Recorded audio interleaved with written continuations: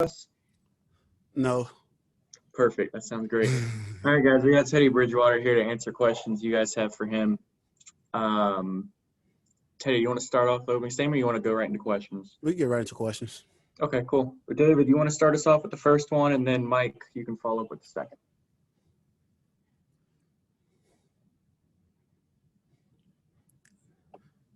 Unmute myself here. I kind of asked a little bit of this the other day, but you've been labeled as a game manager. And then Phillip Rivers the other day was talking about how he's been called the same thing, and that's the negative connotations that kind of go with that. At least he believes that. How do you view that? How do you view yourself?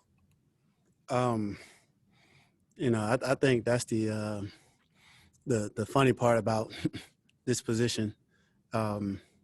If you win and you don't light up the stat sheet, you're a game manager.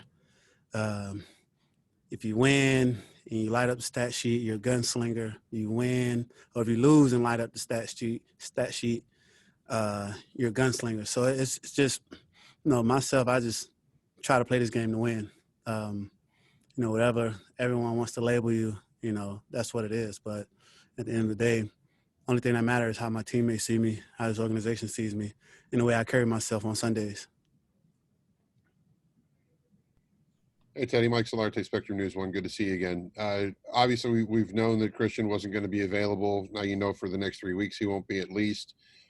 How much do you think the offense changes with Mike in there in his spot, and or does it change at all? And I do have a follow-up after you have this one. No, we're continuing to just develop and create an identity for ourselves as an offense. So, we expect Mike to just come in and be Mike. We're not going to ask him to be anything more than that. Just going to try to put ourselves and our guys in the best position to be, the best version of themselves that they can be, whether it's in the run game or the pass game. And then kind of dovetailing off what David asked you about the game manager side of things, Coach Rule was saying he doesn't view you as that. He viewed you as a quarterback, considering your first two performances rallying the team from deficits. How are you grading yourself over the first two games of the season? Obviously, I mean, it seems like without a win, the grade's not going to be good, but you've done a lot of good things with this offense in the first two games. Yeah, we're doing some good things around here. But, ultimately I grade myself by wins and losses. The individual stats and accolades mean nothing if you don't win the football game. So, we're doing some great things, but there's still room for improvement every day that you step foot on that field. So, ultimately you play this game to win. That's the common goal of this team. So for me, it's just staying within character and just trying to put our guys in the best position to win football games. Let's go to Miles for the next question, and then Josh Klein. Hey, Teddy. With Robbie Anderson, you guys have connected on, I think, all but 3 of the passes that you've thrown to him. Just what has led to that chemistry? And furthermore, do you feel like Robbie sometimes gets a bad rap from the outside about not necessarily having all the routes on the route tree? Yeah, that goes back to when you label quarterbacks game managers and gunslingers and things like that. You look at Robbie, I'm pretty sure everyone labeled him as just a deep threat or a guy who can just stretch the field. But you watch the tape, he's running routes, he's catching the ball underneath, he's doing everything we've asked of him. So, it's easy to label a guy, but, Robbie's a guy who's just been extremely good for us so far these past 2 games. He's a guy who comes to work. He doesn't say much. He just does his job. He's always in the right place, and he's an easy target to throw to. So, we're glad to have a guy like him on our team and a guy who, can break the game open at any point. Hey, Teddy. Only 4 targets thus far through 2 weeks for your tight ends. Just curious, what is attributed to that, or what can you attribute that to? Has it just been game plan, or the reads not going that way? More involved. Yeah, we're trying to find ways to get everyone involved, and you never know. Each week, a different guy might step up for us. So, who knows going into this game? It might be a game for the tight ends. We like our matchups across the board each week, so you just never know going into each week. Go to Jonathan Alexander and then Joe Person. Hey, Teddy. Hope you're doing well. Uh, I just had a quick question, hoping to clarify something. I know you all, we're hoping to decide to do something for social justice. Was the decision, whether some people would stand and whether some people will hold up their fists or kneel, or is there anything else being done? I asked because I know the officers involved in the Breonna Taylor killing, weren't charged. So that's why I asked this question. Yeah, it was something that we talked about prior to week one. We talked about certain things as a team, and we came up with the decision that we would all, go out for the national anthem. Some guys would kneel, some guys would put their fist up, some guys would stand, and at the end of the day, we all had a decision to make, and each week we have a decision to make. And I think, at the same time, those are conversations that still need to be talked about.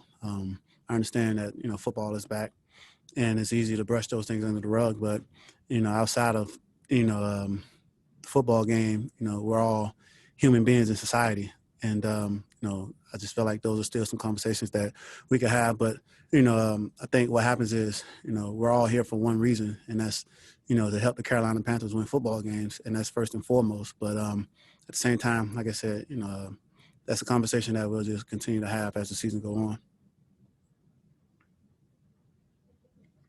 Eddie, wonder if you could sort of give us a glimpse into what kind of Mike Davis is like off the field, and did you know much about him prior to like a month or two ago? No, Mike is a cool dude, man. He's a guy. He doesn't say much.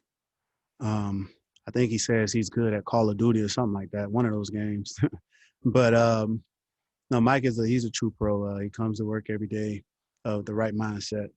And off the field, we haven't really had that time throughout OTAs or anything to, get to know each other. But we've been getting to know each other as a team, as an organization over these past 6 or 7 weeks. So we're just continuing to build that team camaraderie and get to know one another. But Mike is a guy, he carries himself the way that you want, a guy on your team to carry himself. So we're excited that he's on our team. All right, guys. We don't have much time left, so let's go to Jason Brown here, and then Skylar, and then Nate. You can ask your question last. Thanks, Preston. Hey, Teddy, it's Jason Brown, Spectrum News 1 again. When you look at the Chargers defense, is Bosa the guy that sort of is the catalyst? Is that the guy you sort of have to key in on first, or do they have multiple weapons out there that maybe keep you up at night when you're watching tape? Yeah, they have multiple weapons. You just look at that defense as a whole. They have athletic linebackers, have a couple veterans in the secondary, and then, of course, up front, you think of Bosa, but also Melvin Ingram as well. They have a solid defense who can get after the quarterback. We're aware of that. So, of course, going into this game, you want to know where, those guys are at all times and make sure we scheme them up and give ourselves a chance to, play pitch and catch with the wideouts or open run lanes for the running backs. Hey, Teddy, Scott Count with Sports Illustrated. What's maybe one thing that you've learned about not only yourself but this team in the first 2 weeks, and just where do you see some areas of your game that you feel like you need to get better at in order to get the offense, moving more efficiently? Throughout the first 2 weeks, you look at week one, we were efficient. We scored points on most of our drives, but we just got to finish those drives. We can't settle for field goals. I think one thing I've learned that if we have to, put together a 17-play drive, a 13-play, 15-play drive, we're able to do that. And it just goes to show how hard the guys have been working, whether it's conditioning, staying mentally locked in throughout those long drives, and just being physically able to sustain drives. As a team, we just want to continue to get better and put it all together, with the offensive side of the ball, defense side of the ball, and special teams all playing a complete game for 60 minutes. Teddy, the governor made an announcement yesterday that could get fans back in the stadium as soon as your next home game. How anxious are you to get fans back in there? And after not having them for 2 weeks, has it been a thing of, it's almost been taken for granted that, fans are just going to show up, and how much you guys just miss them, not only at home, but even just to have it on the road? I mean, that's something, we just have a feel for it once it happens. You know, when I'm out there, you know, the only thing that really matters to me is the 10 other guys that are on the field executing the play with me. And, you know, I understand that some guys, you know, love the fans, you know, but when they make plays, they can celebrate and get a reaction out of the fans. But when I'm out there playing, you know, honestly, the guys on the field matter the most. And, of course, you want to do well for the fans and give them something to cheer for and root for. But at the end of the day, all 11 guys on the field just have to have the same mindset as to put the team in the best position to win football games.